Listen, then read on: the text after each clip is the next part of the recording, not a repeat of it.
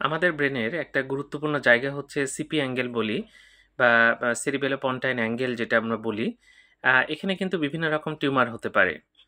তো সিপি অ্যাঙ্গেলে যে টিউমারগুলো হয় তাদের মধ্যে সবচেয়ে কমন যে টিউমারটা পাওয়া যায় সেটা হচ্ছে ভেস্টিবুলার সোয়ানোমা, যেটা আরেকটা নাম হচ্ছে অ্যাকাউস্টিক নিউরোমা।